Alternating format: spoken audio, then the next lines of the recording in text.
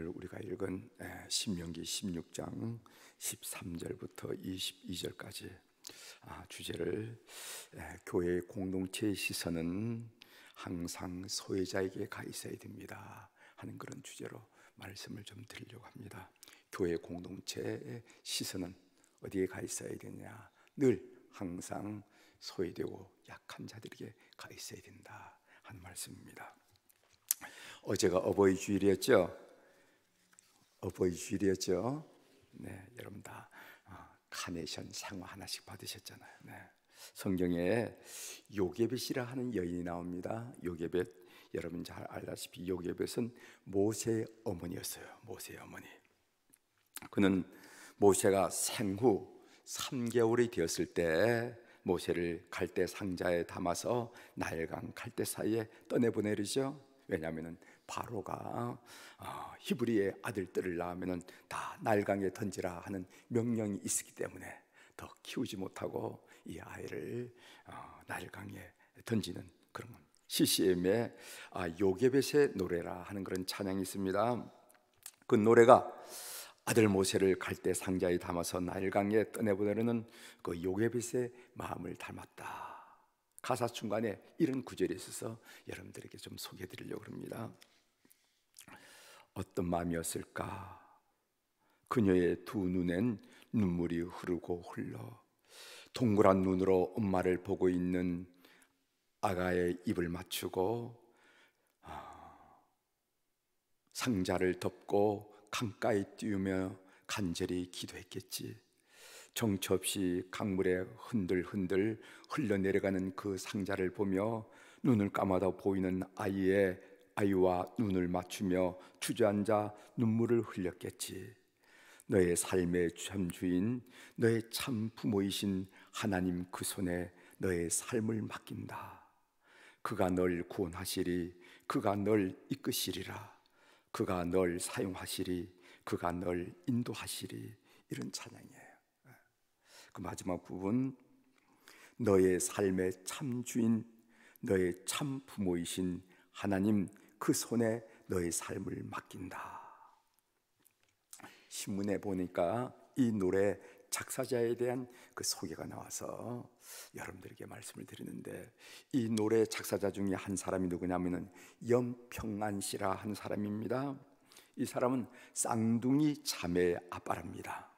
쌍둥이는 그의 아내가 임신 29주 5일째 세상에 나왔어요. 여러분, 우리가 아기를 출생하려면 적어도 40주를 지나야 되는 거 아니겠어요? 그런데 29주 5일째, 체중이 어느 정도 나면 1.5kg 미만의 미숙아였습니다. 아이들은 태어나자마자 뇌출혈이 있어서 중환자실을 오고 갔고, 그리고 폐가 잘 발달하지 않았기 때문에 무호흡증을 일으키고 그렇게 했어요. 두뇌에는 아이들이 숨쉬고 살아가는 것은 전적인 하나님의 은혜라는 것을 느꼈다는 것입니다. 얘들이 살아가는 것, 이건 인간이 하는 일이 아니야, 하나님이 하는 일이야 느꼈다는 거죠. 그래서 너의 삶의 참 주인, 너의 참 부모이신 하나님 그 손에 너의 삶을 맡긴다. 이런 정말 우리 가슴을 절절히 애는 이런 고백을 할 수 있었지 않았겠는가, 이런 생각이 들었어요. 우리도 우리 자녀들을 바라보면서 이렇게 고백했으면 좋겠습니다. 너의 삶의 참 주인, 너의 참 부모이신 하나님 그 손에 너의 삶을 맡긴다. 그가 널 구원하시리, 그가 널 이끄시리라. 그가 널 사용하시리, 그가 널 인도하시리. 그런 믿음을 가진 우리 교우들이 되기를 주의 이름으로 고면합니다.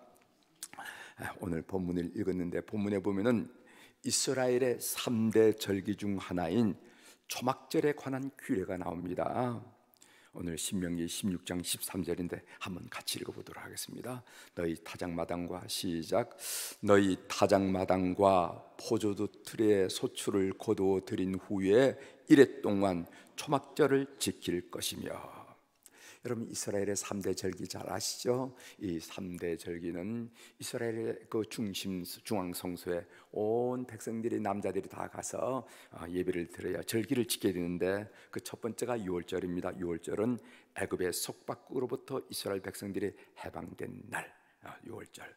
그 다음에 77절, 이 77절은 유월절 후에 7주차 77에 49, 그 다음에 이어지는 안식일에 지켜졌는데, 그래서 오순절이라 라고도 말했고 맥추절이라 라고도 말했고 초실절이다 라고 말했습니다. 처음 익은 밀을 예물로 하나님께 드린 것, 그래서 맥추절, 77절 이렇게 얘기하는 겁니다. 그 다음에 오늘 소개하는 이 초막절입니다. 초막절, 출애굽 후 광야에서 지낸 것을 기억하면서 7일 동안 집에서 사는 것이 아니라 바깥에 나가서 초막, 그래서 야자수 미트, 야자수 그 줄기를 아니면 다른 나무를 이렇게 해서 걸쳐놓고 바깥에서 잠을 자면서 7일 동안 가는 초막절, 이 초막절기입니다. 제가 이 절기를 이렇게 읽어보면서 마음에 와닿는 아주 귀한 말씀이 있어서 여러분들 소개해 주려고 합니다. 그 절기를 지키는 중요한 목적이 무엇인가? 이스라엘 백성들이 왜 이렇게 유월절을 지키고 77절을 지키고 초막절을 지켜야 되는가? 이스라엘 백성들이 절기를 지키는 중요한 목적이 뭐냐면 공동체성 회복이 있다는 겁니다. 자, 우리 14절을 한번 읽어보겠습니다. 절기를 지킬 때에는, 시작. 절기를 지킬 때에는 너와 내 자녀와 노비와 내 성중에 거주하는 레위인과 객과 고아와 과부가 함께 즐거워하되, 여기 함께 즐거워하되라는 말이죠. 여러분 77절 절기를 지킬 때에도 11절에 보면요, 이런 말씀이 있습니다. 너와 내 자녀와 노비와 내 성중에 있는 레인과 및 너희 중에 있는 객과 고아와 과부가 함께 네 하나님 여호와께서 자기의 이름을 두시려고 택하신 곳에서 네 하나님 여호와 앞에서 즐거워할지니라. 함께 즐거워하라는 것입니다. 절기 때 공동체에 속한 모든 사람, 특별히 노비, 종이죠, 노비, 그리고 객, 나그네, 정치 없는 나그네, 고아, 돌볼 사람이 없는 고아, 과부, 의지적이고 울타리가 없는 과부, 이런 노비, 객, 고아, 과부, 공동체에 소속해 있는 모든 사람들이 함께 즐거워하도록 하는 것, 이것이 절기의 목적이라는 거예요. 있는 사람, 가진 사람 즐거워하는 것은 평상시도 하잖아요. 근데 이 절기 때는 그 공동체에 속해 있는 모든 구성원들이 야, 참 좋다, 살만한 세상이다, 좋다, 이렇게 하도록 하라는 거예요. 이게 공동체의 바로 신정국가의 특징입니다. 그래서 절기 축제를 통해서 공동체성을 회복하라, 이것이 절기를 만든 목적이라는 것이죠. 그럼 공동체 구성원들이 함께 즐거워하려면 어떻게 해야 할까요? 성경에 우리가 지혜를 발견하게 되는데, 그 첫 번째가 뭐냐 하면은 공의가 실현되어야 된다는 거예요. 공의가. 그래서 오늘 이 절기 축제의 말씀에 이어서 바로 나오는 것이 뭐냐면 이스라엘의 사법 제도에 대한 말씀이 이어 나오는 겁니다. 이스라엘 사법 제도에 대한 내용에 보면은 공의란 말이 계속 쏟아져 나오는데, 이 절기 축제 후에 사법 제도에 대한 말씀이 나오는 것이 의미가 있다는 것입니다. 우리 18절 한번 읽어보겠어요. 네 하나님, 시작. 네 하나님 여호와께서 내게 주시는 각 성에서 네 지파를 따라 재판장과 지도자들을 둘 것이요 그들은 공의로 백성을 재판할 것이니라. 이렇게 말씀하셨어요. 신정국가의 공동체성을 회복하려면 정의가 실현되어야 한다는 것입니다. 그래서 연자들은요, 정의와 공경을 그렇게 목소리를 높여서 외쳤던 거예요.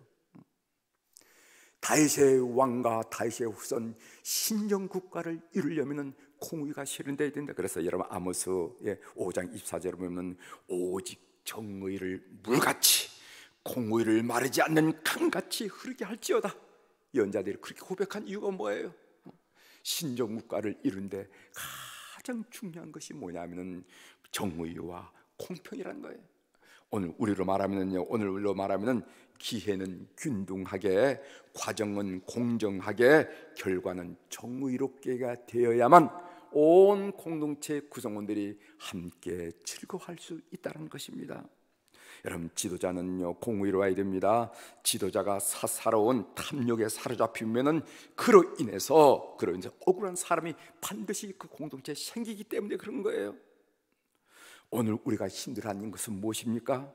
지도자들이 입으로는 정의와 공평을 외치면서 실제 행동은 전혀 공의롭지 못하다는 사실, 그리고 그것을 아무렇지도 않게 생각하는 것, 뻔뻔하다 못해 부끄러움 모르는 후한 무치의 모습을 보면서 오늘 우리가 좌절하는 것이 아니겠냐 이 말이지.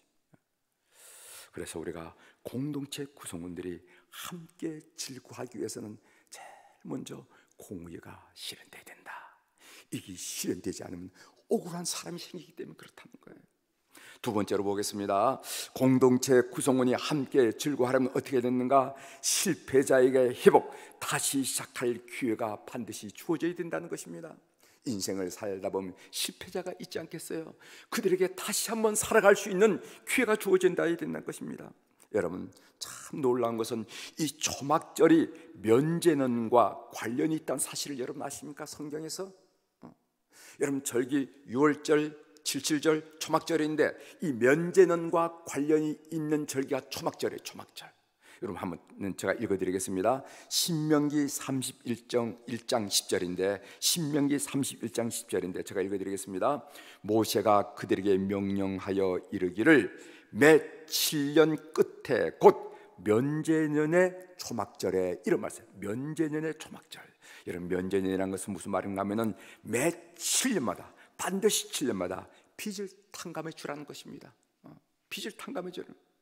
이때가 언제냐 하면은 7번째 초막절 때, 그때 면제를 행하라는 거예요. 면제를.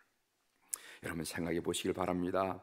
7번째 초막절이 되면은요 모든 빚을 탕감받고 공동체 구성원들이 다시 시작할 기회를 갖게 됩니다. 면제년은 공동체의 희망이며 희년이며 정말 즐거워할 그런 때야, 시간이에요. 그렇지 않겠어요?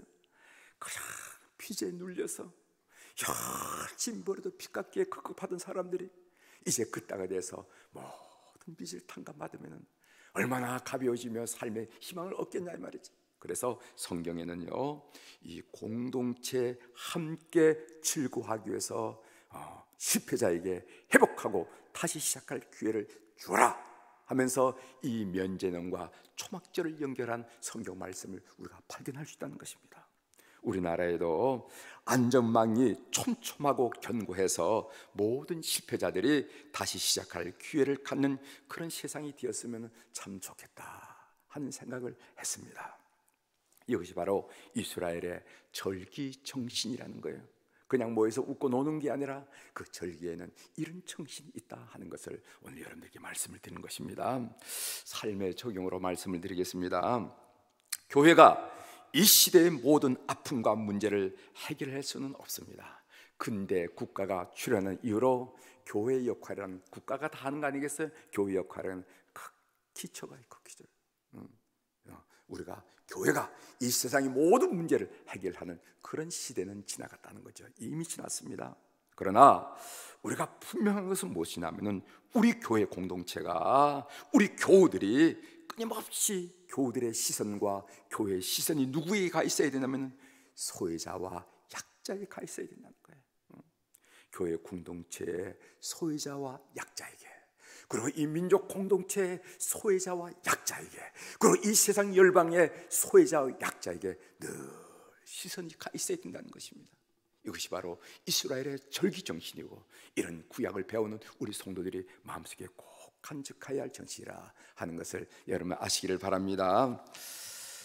여러분이 드린 헌금입니다. 1,000번째 헌금.